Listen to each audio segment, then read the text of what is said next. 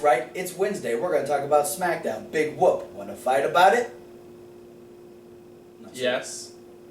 Well, no. I was talking about them, not you. I don't want to fight you. You're bigger than me. So are most of them. That's true. Yeah, so this is technically Smackdown spoilers, so if you haven't watched Smackdown yet, you should probably stop watching this video. Yeah, this is a Smackdown spoiler down. Yeah, because we just got back. Spoiler down, spoiler. It's a Smackdown rundown, spoiler edition. Hey! Because we just got done getting back from the Smackdown that we're going to spoil. I can't talk right now. It was live here in Portland, Oregon. Yeah! And it was a fun show. We had some good times.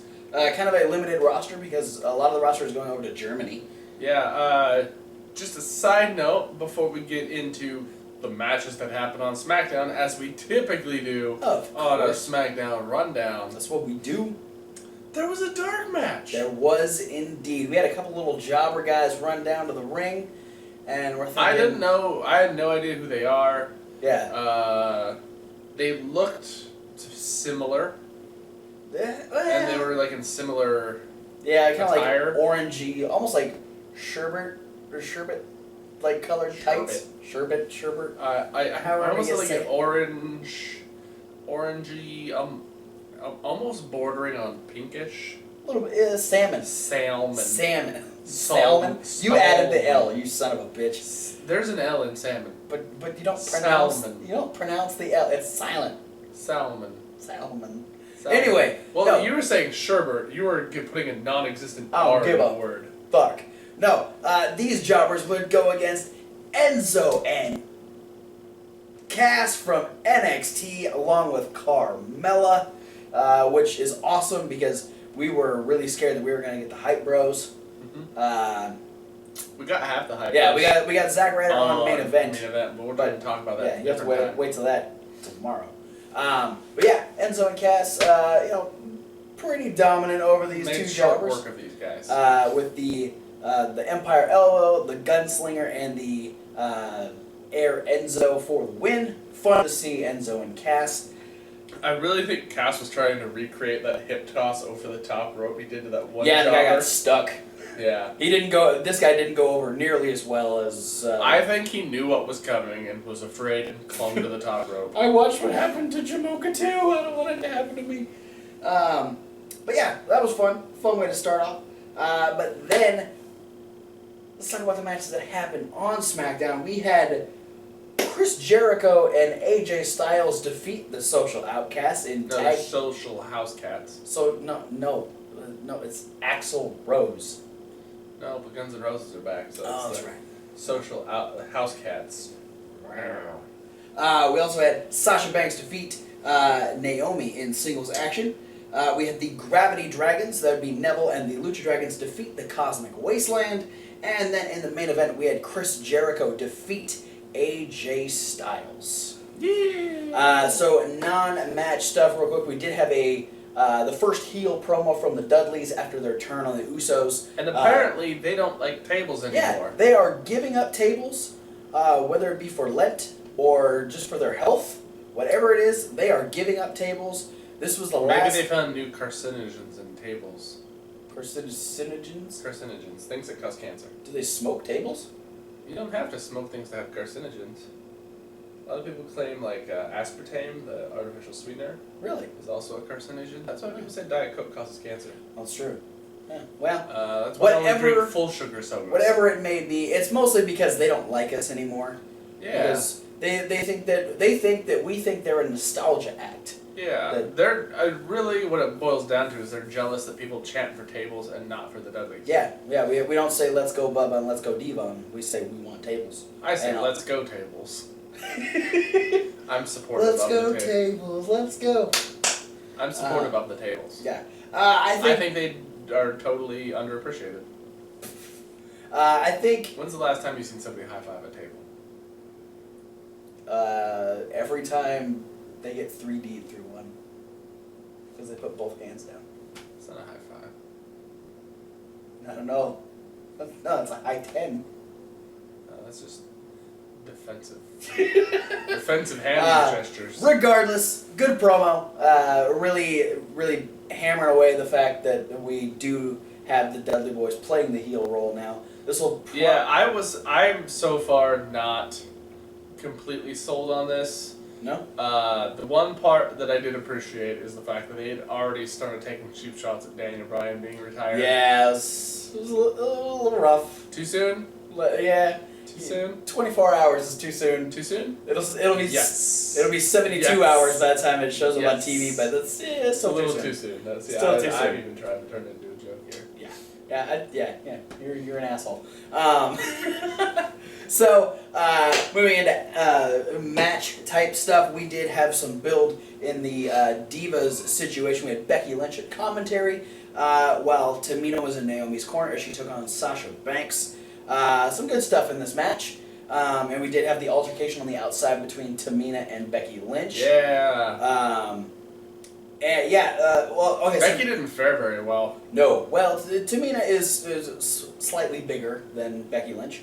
But also during the match, Tamina causing a distraction on Sasha, allowing Naomi to trip her up, and she back bumped on the corner of the apron, which was a gnarly bump. She got driven into it again, and then Naomi was really working on her back for a lot of the match. Some good back suplexes.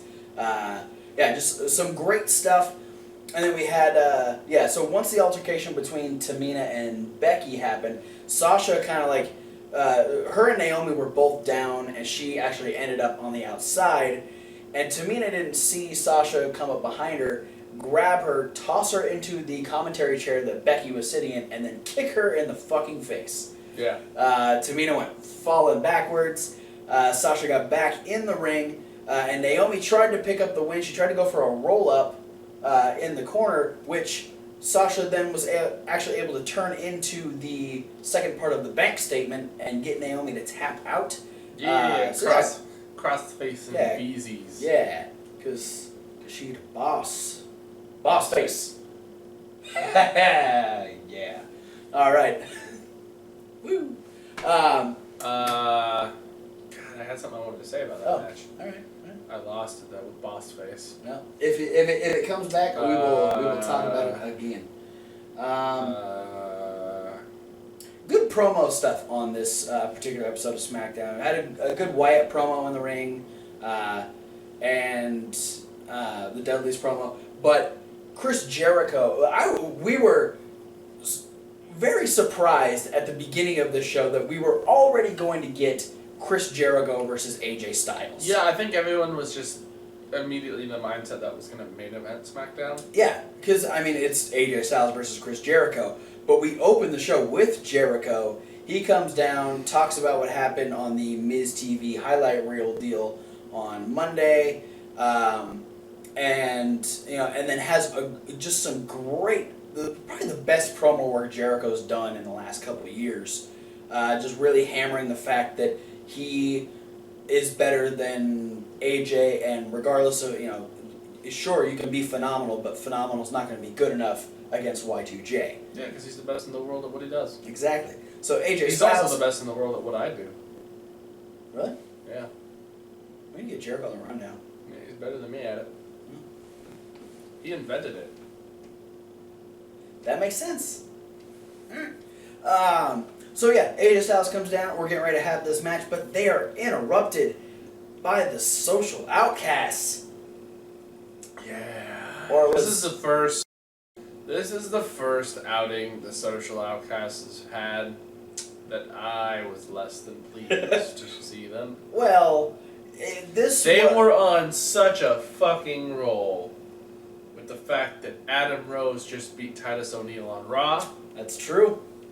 And then they detracted some of that from me by interrupting this potentially amazing match. Yeah.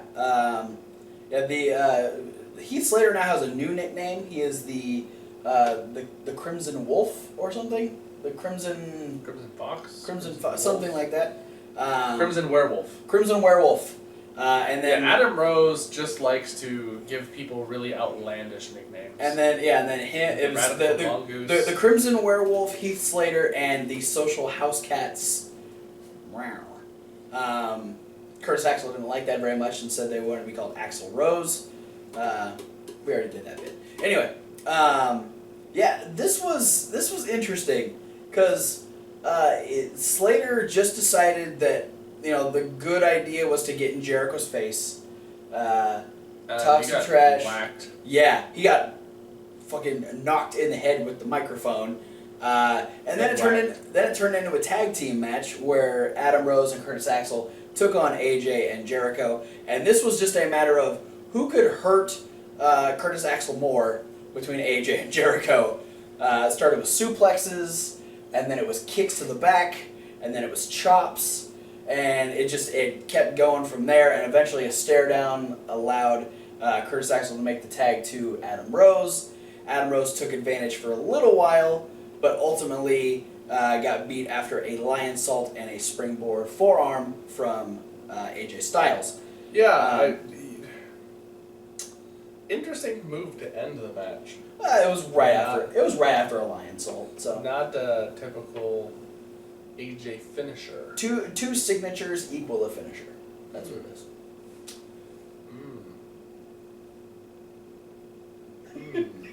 But then as they're getting their hands raised in victory, Jericho hits AJ with a code breaker, adding some tension to that main event match. AJ had some words during the show saying, he can say everything he wants. I know I'm great. I know I'm phenomenal, and I'm going to go out there and I'm going to prove it to Chris Jericho. Yeah, basically he's not fond of the moniker the Redneck Rookie. Redneck he's okay with. Rookie, not so much. And he's proud to be a redneck. Because he's from Georgia. That's kind of where they're from. That's what they do. Yeah. All their necks are red. The main event between AJ and Jericho was a fantastic match. Yeah, it was good. It was. I don't know. I feel like I'm one of the few people that has said. I don't think I said it on the rundown specifically, but I feel like I'm one of the few people that wasn't entirely that impressed with their first match on Raw. No, their first match wasn't. I mean, it was good, but it wasn't. And a lot of people seem to be really highly touting that match. And I think a lot of it's just to do with the fact that it was Jericho and Styles. Well, it was the first time ever. That's what really added to it. And and to me, the match itself wasn't super special. So I feel like, I had higher expectations of their first match on Raw the night after AJ came out of the Rumble. This match is what I was expecting out of the first match. Yes. And this match, I will say to no ends that it was a great match. Yeah. It was fun. Some great chemistry all around. And really the only thing that didn't fly as smoothly as they hoped was transitioning the Walls of Jericho into the calf killer. Yeah, that it was a little slow. It was kind of an awkward position, but I loved that. Despite the transition, that segment of the match was great because Jericho had the walls in so deep. I did Balls deep. Yeah, if you could put it that way, there was a good chance that there was a good chance that AJ wasn't going to get out of it, and then when he did, and he got Jericho into the calf killer, there was a great moment when Jericho wound up like he was going to tap out and then stopped himself, and that got me to go, oh, it's so well done on both these guys' parts. Just some great back and forth stuff through most of the match. With the exception of the transition between the submissions and then and a few slower parts, but giving themselves a chance to and AJ, man, he needs to learn to control his back fists a little bit. Yeah? Because, he didn't knock any of Jericho's teeth out, but he rocked Jericho with that back spinning karate chop thing he does. He did it pretty well on Rose in the first match. He clocked Rose in like one of the places I call like a safety zone for hitting somebody, and he clocked Jericho right in the face. Oh. Like pseudo kind of the Miz, but not in the mouth, just like on the side of the face, like in the cheek area. Yeah. Because like Jericho was selling that specific shot after the match. Oh, is that it was when he was like holding his eye? He went to the outside and he's like massaging his face. I was trying to figure out why he was holding his eye, and I was like, what happened? Did I miss something? Yeah, because they even replayed it that like he like got it like right on the cheekbone. Yeah. Like that's he's just kind of swinging wildly at that point. I mean a spinning move too. Where you're not like he can't really 100% be accurate. Yeah. Because your arms going and you're not really even looking. Yeah, exactly. You just kind of gotta hope for the best, I guess. It's a risky move, but it's fun to watch. But yeah, especially if you see Mrs. Teeth fly out. Yeah, no shit. But Jericho did end up picking up the win. AJ would go for his springboard. This was another thing I think that wasn't supposed to happen. Really? Yeah. Like you said, he goes for the springboard forearm, and Jericho knocks him down, and he hits the ropes, flips back into the ring, and Jericho went for a pin, and the ref didn't count the pin because one of Jericho's legs was underneath the rope. Right. I feel like that's where the match was supposed to end. Yeah. Because it didn't end there. Jericho just picked him up, whipped him into the corner one time, and then he fed out into a code breaker. Yeah. Which I don't think that was supposed to happen. I honestly think that Jericho's win was supposed to be equal to the way AJ won with the small package. Yeah, squeaking out a win. Yeah, it wasn't a definitive win. Right. This go around, Jericho got a definitive win, which kind of makes it say they have the tiebreaker match at Fastlane. Which they probably will. It makes it that Jericho has a definitive win going in, but AJ doesn't. I think that adds a little bit more to the story rather than having them both, I barely beat you. I think having Jericho be so adamant that he's better and getting this definitive win can add to his side of the story. Yeah, if they end up going with that direction, I think it could be beneficial the way the match ended. I think it'll really help AJ pick up that second win. I really feel the way they were going with it though was trying to make them seem extremely even. Yeah, right. And this did end up separating them. Yes, they're even, they're one match apiece, but Jericho's win was a definitive finishing move and a pin, as where Styles was a Formula roll-up. Yeah. I don't have any problem with the way it did end because it was still well played out, and I definitely think it adds to the story. And it was a good way to top off a really fun episode of SmackDown. And for those of you that will be watching it on TV, we'll talk about the weird stuff that happened at the end. We had Jericho alone in the ring. AJ had gone to the outside. The Wyatts make their way out and surround Jericho. Jericho takes him on all by himself. AJ gets in to try and even up, AJ gets in the ring and just drunk stumbles into Luke Harper. He did. He was straight after Luke Harper. That was about the best offense he came up with, was like just kind of leaning onto him. Luke, I'm fighting you now. But they would end up being saved by the Gravity Dragons. We'd have a 5-on-4 beat down. The Wyatts actually brought out, they brought a table into the ring and were getting ready to do something with it. Lucha Dragons and Neville make the save. Neville got way ahead of himself on the run to the ring. Because, like the curtain, you have to come out at a curve to come out, to go straight down the ramp. You have to turn. Well, the Lucha Dragons came out and ran down, and Neville went far out and ran. And was going to go off the stage, and he had to jump off the stage. Yeah, he had to hop himself around the ramp. He. Now that you were setting that up, I remember him doing that.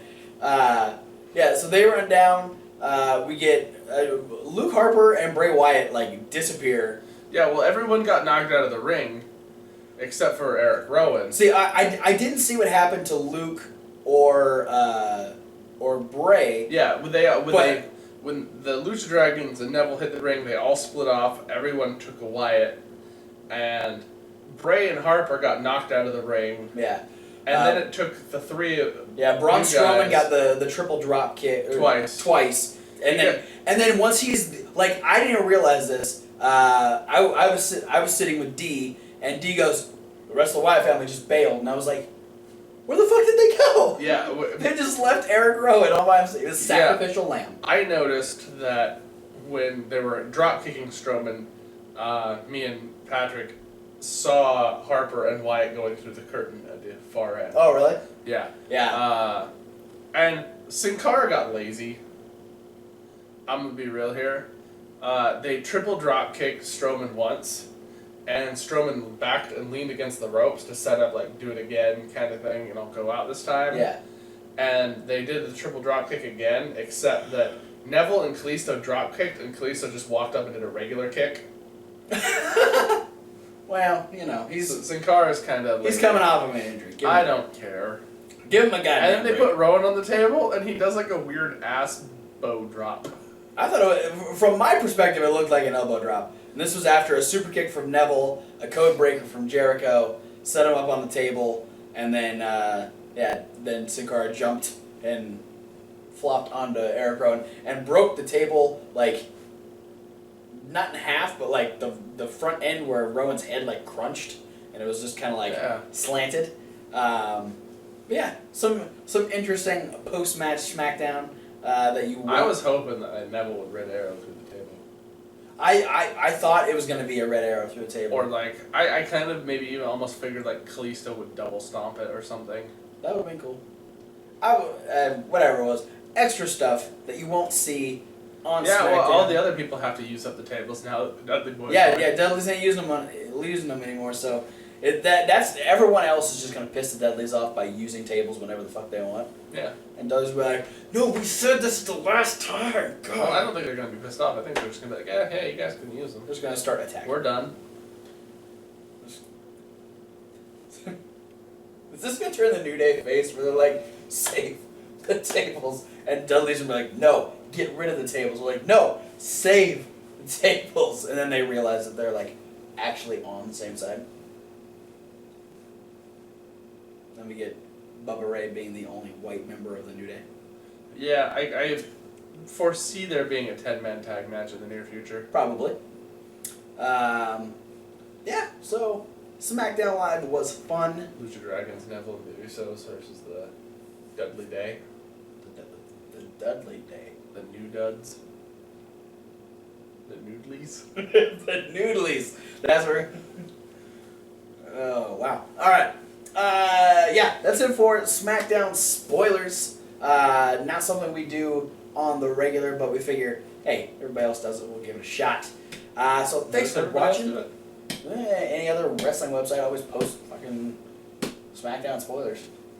So we're doing it because we went to the show. Thanks for watching. Don't forget to like and comment and subscribe. All that stuff. Click the links down in the description for all types of social medias where you get pictures, posts, videos sometimes. There's Twitter and Tumblr, and emails and Instagrams, and a podcast at soundcloud.com. Podcast. / wrestling rundown. Wrestling rundown. No the. No the. Fuck the. What? Fuck the. The. Fuck the. But we're not the wrestling rundown. No, it's fuck the. Fuck. The. Fuck the. Check out the playlist. Yeah, because we got a Raw review. We got these SmackDown spoilers coming up next. We'll have a midweek wrap up. Coming up this weekend, we'll have Thomas's top 5 for the month of January. And indie news with lots and lots of results. There's a whopping 4 shows that you're going to get resulted in your face. Technically your face 5. Face hole. I'm tired, bro. We gotta get out of here. Thanks for watching, and we'll see you at whatever video you decide to watch next. And who wasn't SmackDown? Alex Riley? Titus O'Neil. And him too, and Sheamus. And Miz. God, that was a good SmackDown. Fuck all those guys. Fuck those guys.